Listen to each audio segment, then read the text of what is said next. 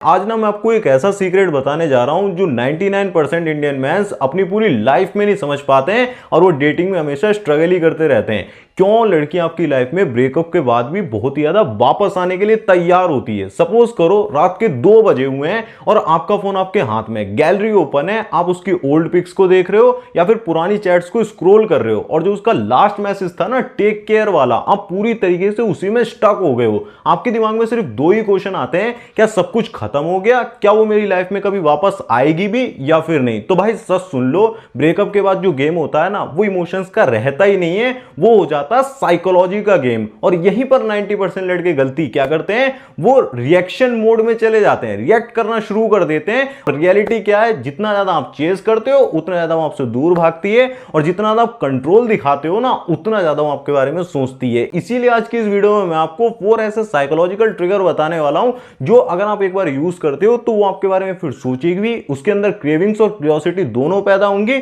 और जो रिग्रेट की फीलिंग होती है ना वो भी आना शुरू हो जाएगी कि मैंने कुछ भयंकर बहुत ही ज्यादा पावरफुल लूज कर दिया है। वो सिनेरियो बिल्ड करने के लिए आपको ये वीडियो पूरा देखना पड़ेगा, क्योंकि जो आधी नॉलेज होगी उसमें आप घंटा कुछ उखाड़ नहीं पाओगे जो अभी तक नहीं कर पा रहे हो। तो वीडियो को पूरा जरूर से देखना। तो फिर चलिए बिना टाइम वेस्ट करे ना वीडियो की शुरुआत करते हैं। सबसे पहला इफेक्ट होगा नॉस्टैल्जिया, पुरानी यादों का अटैक। आप भी इस चीज को फील करो। सपोज करो कि एक दिन वो बिल्कुल ही अकेली बैठी हुई है, वही सेम सॉन्ग अचानक से प्ले होता है, वही सेम जगह अचानक से उसे दिखती है और अचानक से उसके दिमाग में ना पास्ट की जितनी मेमोरीज होती हैं वो फ्लैश होना शुरू हो जाती हैं। क्योंकि ये जो मेमोरीज होती है ना वो एक तरीके से जो परफ्यूम होता है उसके स्मेल की तरह होती हैं। एक तरीके से वो जैसे दिमाग में आती है ना तो पूरा पास्ट एकदम से एक्टिवेट हो जाता है, वही पुरानी यादें आना शुरू हो जाती हैं। उसके दिमाग में चलने लगता है कि मैंने उसके साथ कितना अच्छा वक्त बिताया था, मुझे दोबारा से वही मेमोरीज क्रिएट करनी है, वही दोबारा से फीलिंग्स चाहिए और उस फीलिंग को वो दोबारा याद करना शुरू कर देती है।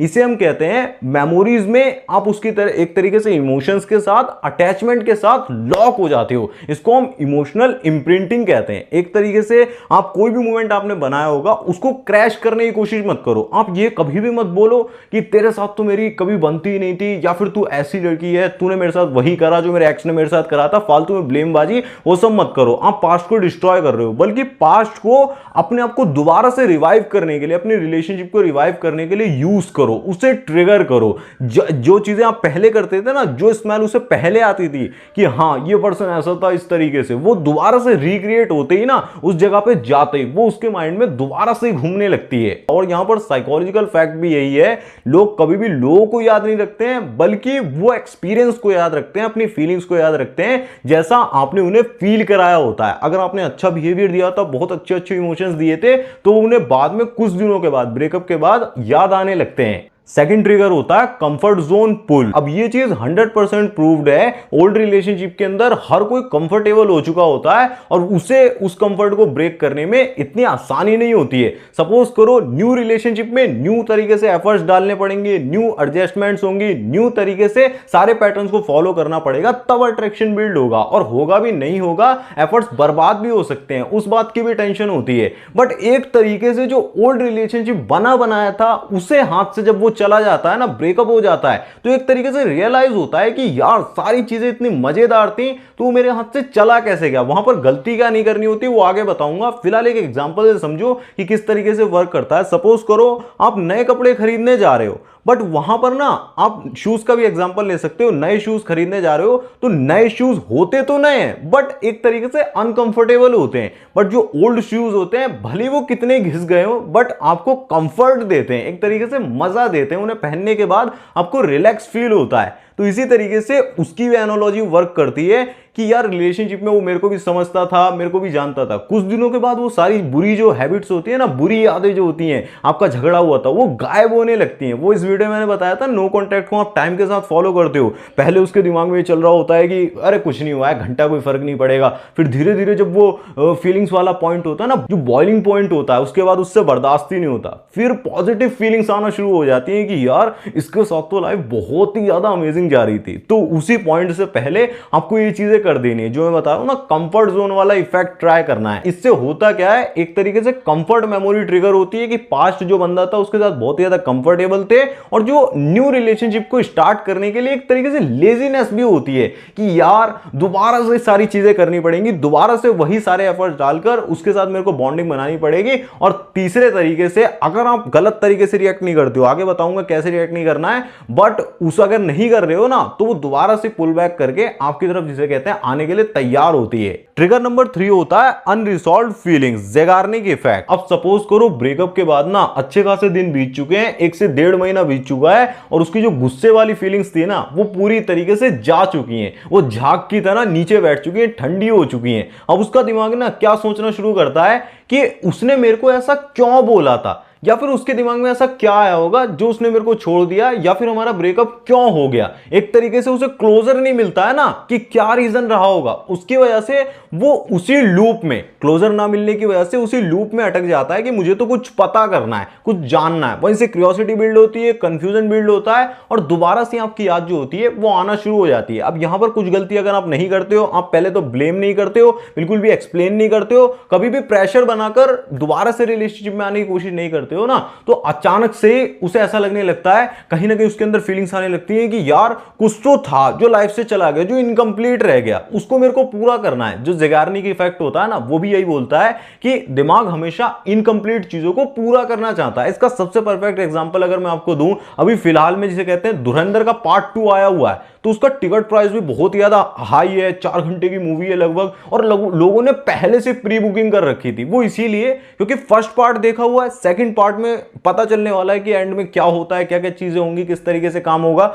तो लोगों का दिमाग ना उसी में स्टक हो जाता है कि उसके बाद हुआ क्या होगा, क्या हो सकता है। तो इसी तरीके से वो भी रिलेशनशिप को कंप्लीट करना चाहती है, फिर दोबारा से कनेक्ट करती है आपसे कहीं ना कहीं से, फिर रिकनेक्ट करके दोबारा से आपकी लाइफ में आना चाहती है। और जितना ज्यादा आप काम रहते हो, जितना ज्यादा आप बिना बोले जिसे कहते हैं साइलेंटली वॉक अवे कर जाते हो, जितना ज्यादा आप अपनी एनर्जी को बचाकर रखते हो, ये मैच्योरिटी जो होती है ना, खुद को बैलेंस आप रखते हो, फालतू के जो ब्लेम गेम जो होता है ना वो नहीं खेलते हो, वही मैच्योरिटी उसे सबसे ज्यादा अट्रैक्टिव लगती है, दोबारा से आपकी लाइफ में लाने के लिए वो सबसे इंपॉर्टेंट होती है। ट्रिगर नंबर 4 होता है loneliness plus fear of losing. Breakup के बाद ये भी नहीं होता है कि वो पूरी तरीके से आपकी याद में रोध हो रही होती है, बहुत ज्यादा चिल्ला रही होती है कि क्यों मेरी लाइफ से चला गया, नहीं, बल्कि वो वीकेंड्स पे पार्टी कर रही होती है, सब कुछ एंजॉय कर रहे होते हैं, सब बिजी होते हैं, फोन साइलेंट पे होता है पूरी तरीके से, बट दिमाग में किसी कोने में कहीं ना कहीं ये चल रहा होता है कि ये मेरी लाइफ से इतना आसानी से चला कैसे गया, मतलब क्या मेरी लाइफ में कोई दूसरा बंदा आएगा भी, क्या एक्चुअली में वो मूव ऑन कर गया क्या मेरी लाइफ से, बिल्कुल ही भूल गया क्या मुझे। और वही चीज कहीं ना कहीं उसे दोबारा से आपकी मेमोरीज की तरफ लेकर जाती है। बट यहां पर क्रिटिकल मिस्टेक जो ज्यादातर लड़के करते हैं वो क्या करते हैं ना, अगर हल्का से वो सॉफ्ट होती है आपकी तरफ आने की कोशिश करती है तो आपका ईगो बहुत ही आसमान पर चला जाता है, पता नहीं कि अब तो मेरी लाइफ में आ गई ना, बस अब तो मैं इसको दिखा दूंगा, मैं बदला ले लूंगा। वो वाली एनर्जी आपको कभी भी नहीं डालनी है, वो बहुत ही ज्यादा चाइल्डिश बिहेवियर लगता है, बचपना लगता है, मैच्योरिटी, वो गलती नहीं करनी, क्योंकि कहीं ना कहीं ब्रेकअप रोने के रीजन में आपका भी हाथ था, कहीं ना कहीं आप भी शामिल थे। अब आप साइलेंटली वॉक अवे कर गए तो इसका मतलब ये नहीं कि सारी गलती उसकी है,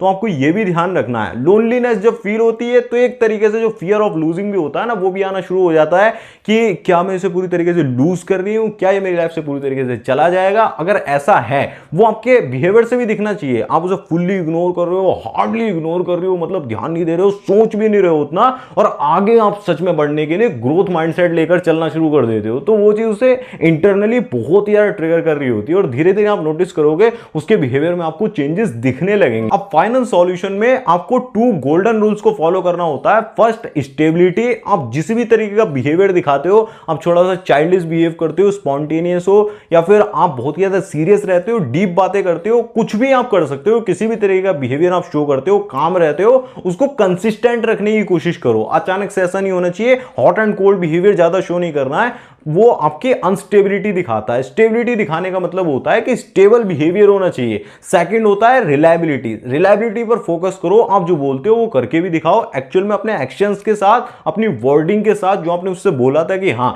ये प्लान से फ्यूचर में ये करने वाला हूं, आप करते हुए एक्शंस लेते हुए दिखने चाहिए। ऐसा नहीं कि वो चली गई आप दारू के नशे में, सिगरेट के नशे में पड़े हुए, मेरी लाइफ बर्बाद हो गई, अब तो कुछ होगा ही नहीं, वो आपको नहीं करना है। रिलायबिलिटी को शो करना है, उससे ट्रस्ट बिल्ड होता है। एक तरीके से ना आप कुछ एक्शंस ले सकते हो। जितना ज्यादा आप काम रहते हो ना, उतना ही ज्यादा वो आप पर ट्रस्ट कर पाती है, उसको आपके साथ सेफ फील होता है और दोबारा से आपसे रिकनेक्ट करने के लिए अट्रैक्शन जो होता है ना, उसके अंदर रीओपन होना शुरू हो जाता है। बट अगर आपके बिहेवियर में शिफ्ट नहीं ला पा रहे हो, आपकी एनर्जी शिफ्ट नहीं हो रही है, वो दोबारा से कनेक्ट नहीं कर रही है, कुछ ऐसी चीजें आपने कर दी थी जिसकी वजह से सारा गेम खत्म हो चुका है, आपको लग रहा है कि रिलेशनशिप रिकंटिन्यू कभी हो ही नहीं पाएगी, तो आप उससे वन ऑन वन सेशन में, जिसे कहते हैं कॉल पर भी बात करके सारी चीजें शेयर कर सकते हो। मैं आपको एक फॉर्मूला रेडी करके दूंगा, बेसिकली हम साइकोलॉजिकल वर्क करेंगे, उसमें आपको सॉल्यूशन जरूर से मिल जाएगा। तो उसे ट्राई करने के लिए आप जिसे कहते हैं डिस्क्रिप्शन में लिंक दिया हुआ है, कॉल सेशन को बुक कर सकते हो। 45 मिनट का कॉल सेशन होता है, वहां पर सारी चीजें क्लियर हो जाएंगी। तो इस वीडियो का फाइनल कंक्लूजन यही है,